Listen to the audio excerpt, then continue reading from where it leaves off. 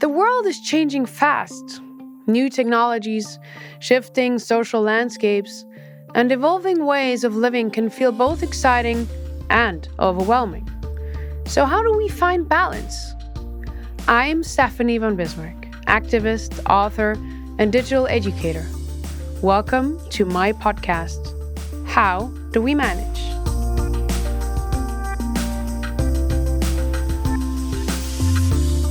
Today, we're diving into a subject that can feel pretty heavy, overwhelming, even a bit hopeless at times: sustainability. The effects of climate change are all around us, from devastating floods in Europe and Asia to wildfires tearing through the parts of the US and Australia.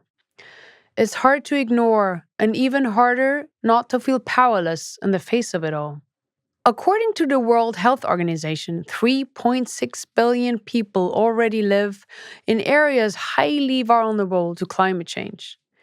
And between 2030 and 2050, it's predicted that climate-related impacts could cause around 250,000 additional deaths each year from issues like malnutrition, heat, stress, and disease.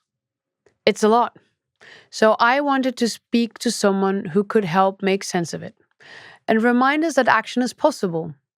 Someone incredibly knowledgeable, inspiring, and luckily a dear friend of mine as well, Xenia Hohenlohe. Xenia has dedicated her career to sustainability. She's advised the global tourism industry, helped shape best practice across sectors, and is now the Chief Growth and Relationship Officer at the Sustainable Markets Initiative, an organization founded by King Charles in 2023 to accelerate a climate-friendly future. I wanted to hear from Xenia not just about the big picture, but also the small, doable changes we can all make, things that actually feel realistic and impactful in our daily lives. And yes, I may have also asked her if giving up avocados and long showers really is the answer. Here is my conversation with the brilliant Xenia Hohenlohe. So, Xenia, thank you so much for taking your time today and joining the podcast. You know, we're bombarded with all these numbers. Just one of them would be the plastic production estimate is to double it within the next 20 years, which is a big contributor to the greenhouse gas emissions, and quadruple by the year of 2050. Sustainability is such a big word that surrounds us every day. What does it actually mean in practical terms? Well, if you take sustainability as a definition, it can be used. It doesn't just have to be used in the context of the climate. To run a business sustainably is to run something that is long lasting, right? And sustainability comes from forestry, where it originally meant that you would take out as many trees as would grow back again. So what we're trying to do is take as much from Mother Earth as she is able to reproduce at the same time. We have something called Earth Overshoot Day every year. Currently, we're usually overpassing that. For most developing countries, are sort of passing that in the first 6 months of the year, which basically means we're taking out of the earth more than it can reproduce again. So that's what sustainability means. We need to get back into within those boundaries in order to, whatever we're using, we give the planet the time to reproduce that again. Tell me a little bit about your upbringing, because I know it had a big impact on your sort of passion for the environment. Yeah, I mean, that's where the forestry comes in again, right? Growing up in the German woods. So forestry being a home thing. So it's a DNA, I guess. It's in my DNA. You grow up in the woods, you see the forestry around you, you grow up in nature. So it's what programs you. And I guess that's what programmed me to subconsciously, because you grow up with the seasons, you grow up with nature, you grow up with the ecosystems around you still functioning then. And then I think my real epiphany was when I was sent to school in England, and I went to my first climate talk in 1989, given by somebody called Jonathan Porritt, who's a pretty eminent figure within the climate change movement, or a climate scientist as well. And that was, I was 17 then, and I thought, wow, okay, this is quite impressive. But equally, I thought, oh, I'm sure somebody's going to do something about it if it's out in the open, right? It's common knowledge. I wasn't Greta Thunberg. I didn't go and sit on the street with a sign saying we need to do something about it. I wish I had, right? But in those times, you thought, okay, it's common knowledge. The scientists are saying it, so somebody's going to do something about it. But nobody did, or not enough. So here we are. So then you went to start a career in advising hospitality. Although sometimes it seems tourism is at odds, with being more sustainable. How do you advise them to balance those two things? Yeah, I think tricky one, obviously. Tourism can be a force for good on many levels. It employs 1 in 11 people worldwide.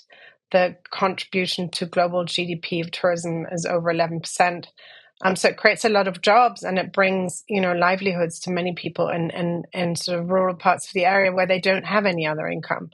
So from that perspective, it can be a very positive one. But then, as you quite rightly said, if we're looking into over tourism and the sort of the footprint it leaves behind with, you mentioned it earlier, like plastic waste on beaches and things like that. So how do we square that up, and how do we make a balance? And I think there's two sides to it. One is like your hotels, your operations. How do you make those more sustainable? How do you look at those and say, okay, where's your biggest impact as a hotel? And then once you start understanding what your biggest impact is it food waste? Is it energy costs? Is it, a lot of these very unsexy things that happen behind the scenes, because it's usually not what front of house is. So then you get the teams to look at your impact and you reduce that. But when it comes to tourism as a global concept, that's where they can really step up and say, right, for example, mangrove, right? Mangroves are one of the biggest carbon sinks that we have, or coral reefs or peatlands. They're actually, all of those natural assets are also tourism assets. So if the tourism industry steps in where others would like to go and destroy it because they want to sort of bombard away a mangrove so they can build, I don't know, a big port for shipping vessels to come in, tourism can say, no, if we maintain that and it becomes an income stream for locals, then you suddenly have that positive equation coming out of the picture again. What were sort of the key points you would always advise any hotel around if you were advising them on sustainability topics within their, operations? Energy usage, because usually they have no idea what they're using. Lights are on all the time, air conditionings are running without control, or the heating is on all the time. So you can usually, once you start monitoring your energy usage, what we would see is that on average, you could save about 20%. That's a massive amount already, just in costs. And then everybody always says, oh, it costs me so much to be sustainable. Right there, you would reduce those costs straight away. And then waste, food waste is a huge thing. The hotels over purchase. And then they, a lot of that just ends up straight in the bin. So again, how do you buy your products? How do you present your products to the guest? How do you present the food to them? Plate sizes, monitoring that, and then you don't throw that much away, because otherwise it's just cash going straight into your bin. Those are the two really the key areas. And then depending on where you are you a city hotel or are you a resort? That makes a huge difference into where you can make your biggest impact or your savings. We go to hotels because we want to be treated, right? Because the idea of sleeping in fresh sheets and linens and fresh towels and stuff every day is a luxury to many. How does that work if you're trying to protect the environment at the same time? What can hotels do? What can I do as the individual? I think most hotels have caught on to the fact that the guests actually don't want fresh towels or fresh sheets every day. Most hotels give you the option now, which I think is always a nice thing, is to give the guests the option to say, look, you can have fresh sheets every day, but we would like to recommend, or we have an option, opt out kind of thing. So I think you can always look at, like, how long am I staying here? Do I need room service every day? Again, if you're in a business hotel, you're there for 3 days. You don't really need room service, or maybe you just need it once instead of 3 days. So it's sort of thinking about what are the things you need and what are the things you want, and then weighing those up. And as I said, the hotels now give you a lot more options than they used to. It seems as if we're always getting sort of conflicting advice on, ditch plastic, don't eat avocados. And we're like, how do you cut through that noise and, know what you could actually really do to make a difference? It is terrible. As a consumer, you're totally overloaded. And also because it's a bit unfair. It's like the message has been to the consumer, it's all your fault. And quite frankly, it's all the fault of the fossil fuel companies, really, if we drilled it down to where the main emissions come from. So this guilting out the consumer is not a fair ride, but guilting out the consumer is guilting out the consumer in the developing countries where we have the biggest carbon emissions or the biggest impact on the environment. So clearly, that's a very easy win, is like, we all need to consume less. Okay, so how do we do that? We can look at, where is my biggest impact? Do I want to fly less? Do I want to eat less meat? Do I want to just maybe turn my heating down? I think it's really for every individual to say, where do I think that I have the biggest impact? And then focus on that. I once read this really interesting article about charity and how do you give to charity, right? Because a lot of us could just end up like giving to a lot of causes, but that doesn't really create an impact. So maybe choose one area where you feel you have the biggest carbon footprint or the biggest negative impact, and that's where you start making the change. And then make those changes bit by bit. And I think, as long as you are conscious of what you're consuming and don't overconsume, that is really all we can do. And if you still don't feel it's good enough, then you find an organization that you want to get involved in and get active about it. But to always dump it all on the consumer is really not the only solution, quite frankly, and it's not a fair solution either.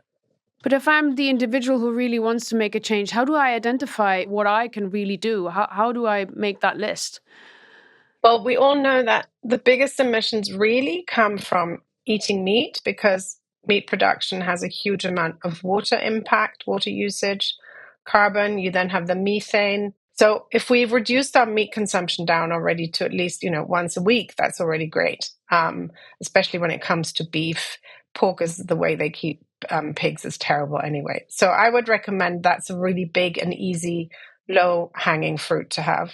Again, like looking at your travel, often if you have to fly for work, I think we all fly a lot less now that we have Teams and Zoom calls.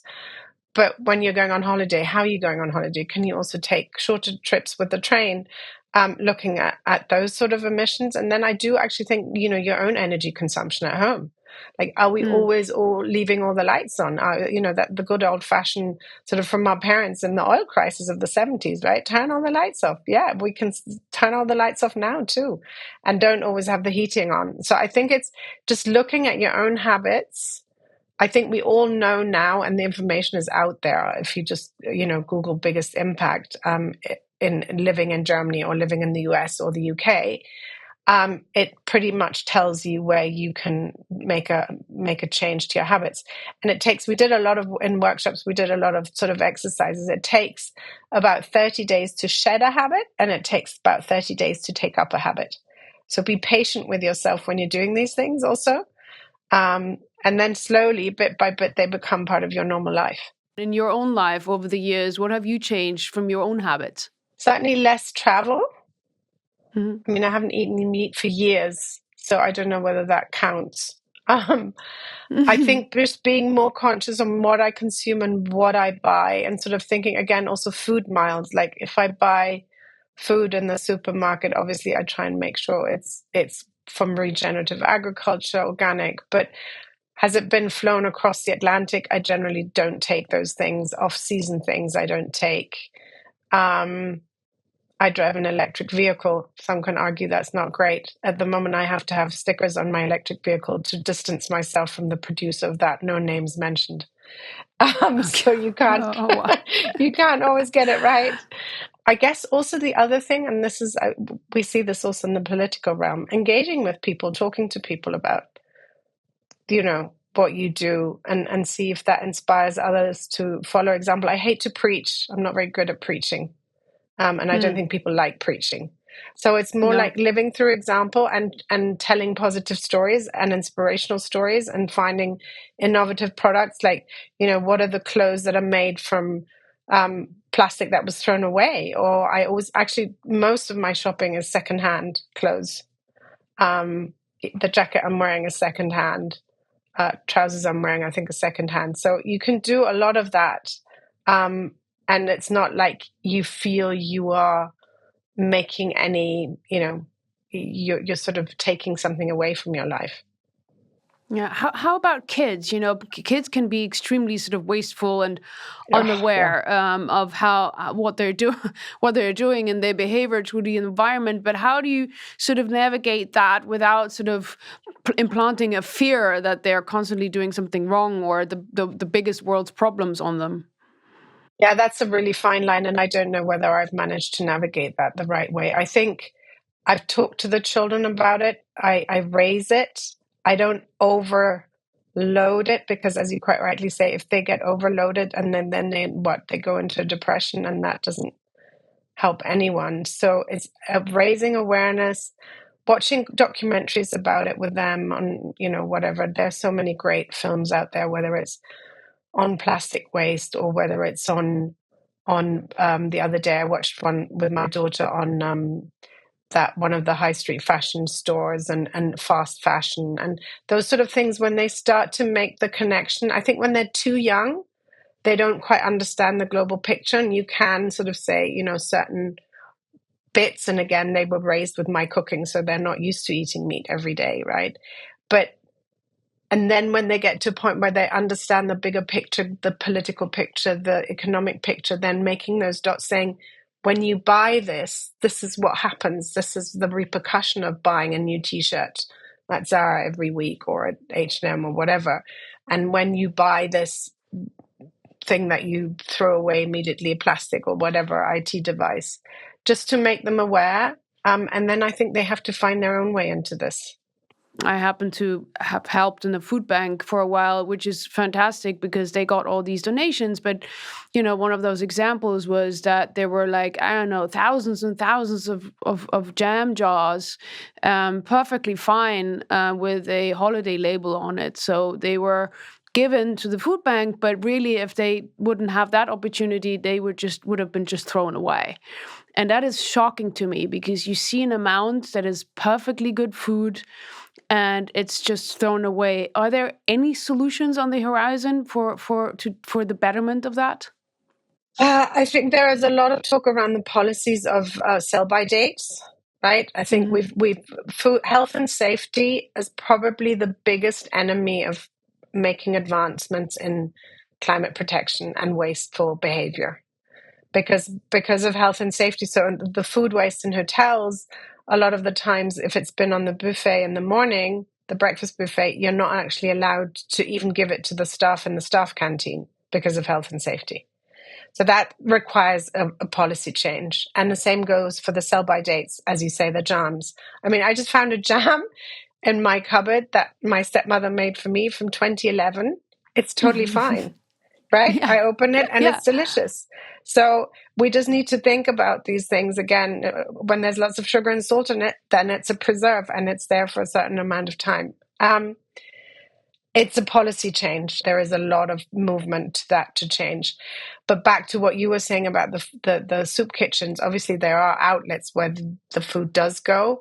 And I know that Pret a Manger works with, crisis management in London to give away their sandwiches in the evening. And then there's a whole new, it's called Too Good To Go, where you can, as a restaurant or as a hotel, put your food in and then you order it as a consumer and pick it up. So there are all these schemes that are coming up, a little bit like the secondhand market for clothes. There is a lot more coming from the sort of tech app movement. But it's shocking, especially when you also think about food waste usually creates CO2 emissions. And then you think about all these people going hungry. That whole disbalance is really hard to live with. It seems a few years ago, sustainability, the climate, the environment seemed to be that big momentum, that big movement, wherever in every news outlet you were reading about it. Now it seems we're having a lot of very current issues, wars, etc. Do you see that the climate debate, although so important, is not getting the attention it deserves? I think there's a backlash in the sense that, so you had the Paris Climate Agreement, right, which was one of the first big global agreements that the world sort of was a wake up call with targets. We had our 2030 targets of reaching 50% reduction in CO2 emissions in 2050. So everybody suddenly got on board and was like, okay, this is a moment. And And there was a lot of, policy, as you said, policy agreements, regulations in the EU, whether it was the IRA in the US under the Biden administration. So there was a lot of drive for that.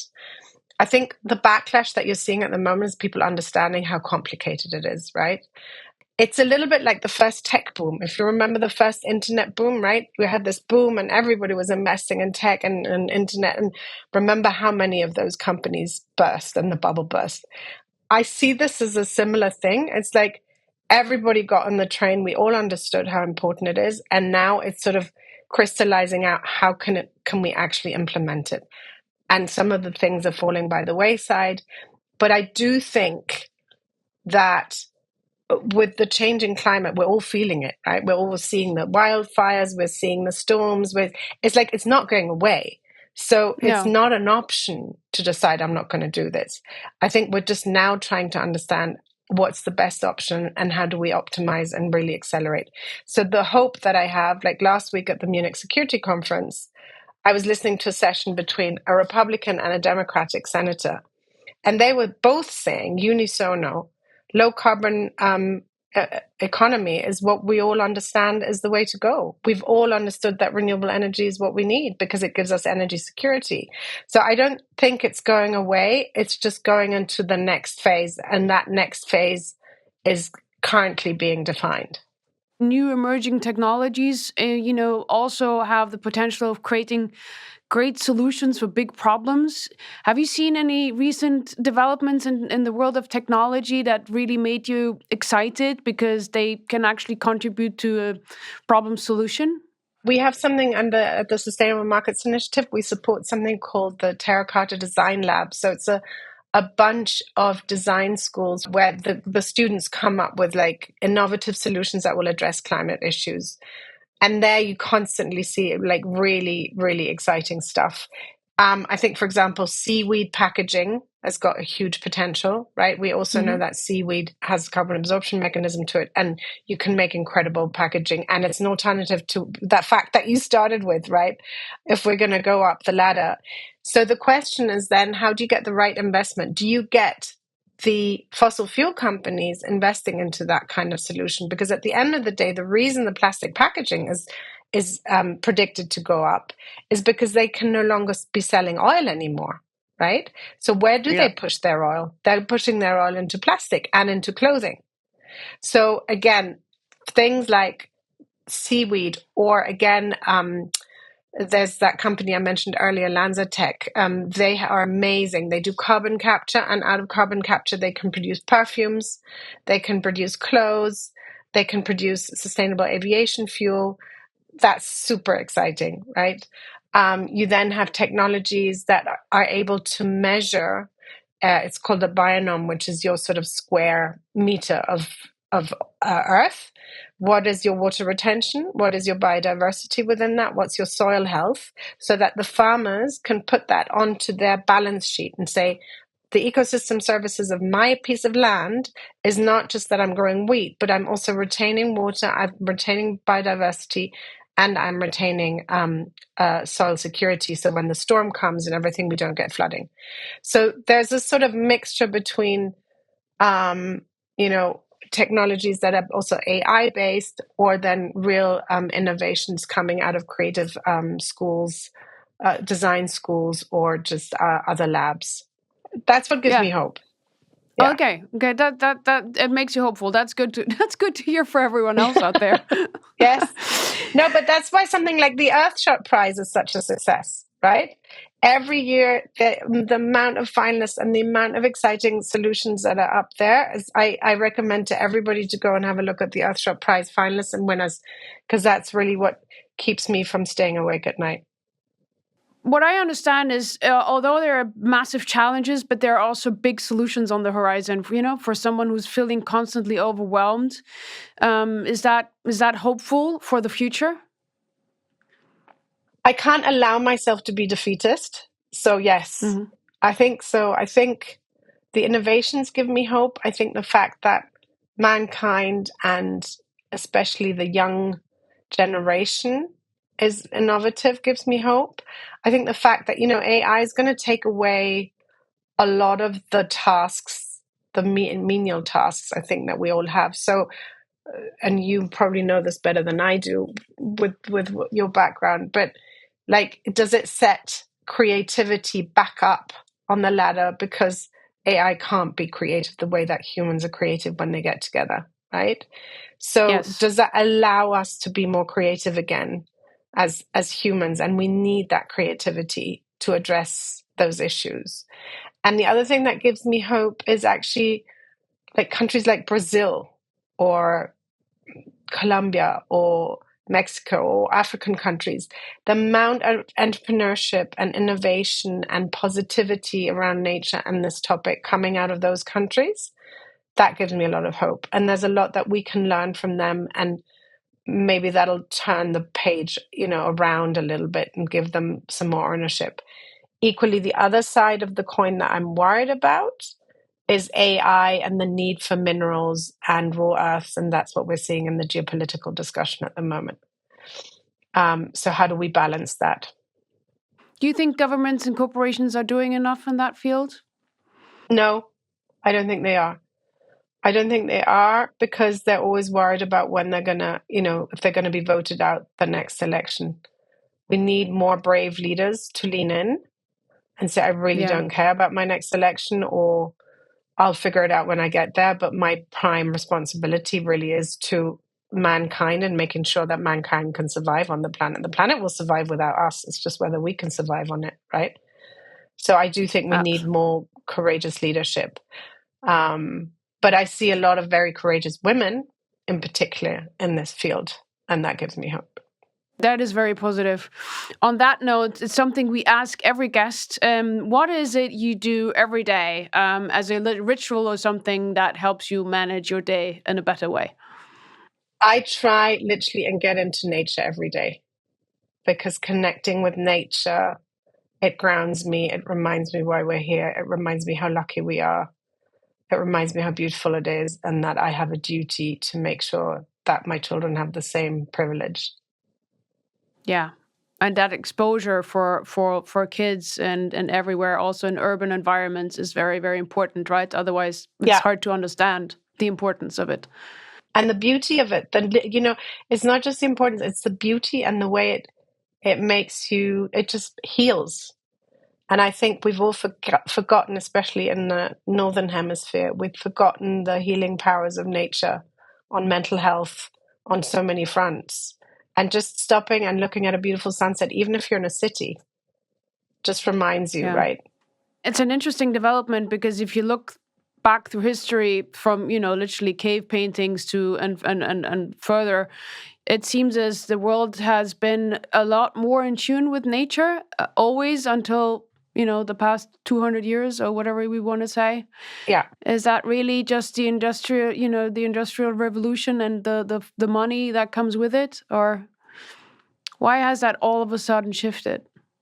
I think it has a lot to do with the Industrial Revolution, but maybe even before. I don't know if I wasn't very aware of Alexander Humboldt until I read a book a few years ago about his journey of being like the key scientist in the, late 18th, early 19th century. And what he observed, I think, is a very good point. Like the destruction of nature by the Spanish, for example, in Latin America. I think colonialism drove destruction of nature, because colonial forces went to other parts of the world where they had no connection with that nature. They didn't Hmm. understand the nature the way you understand the nature that you grew up in. So you Yeah. disregard the value of it. You go to the, rainforest and you take those big trees because you don't understand what it means to the people there.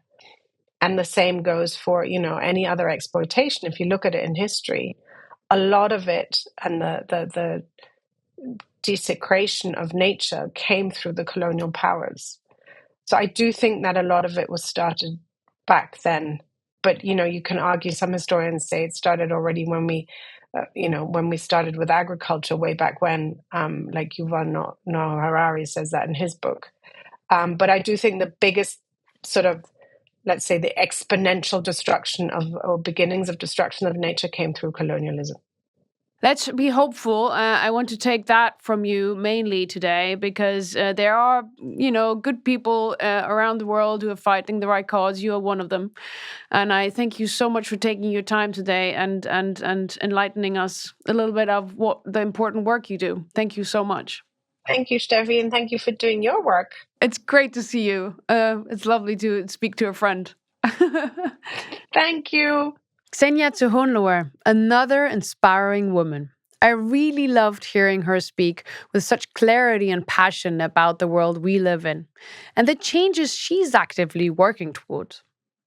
Her perspective is both powerful and hopeful, and I think we could all use a bit more of that. This definitely won't be the last time we talk about sustainability on How Do We Manage.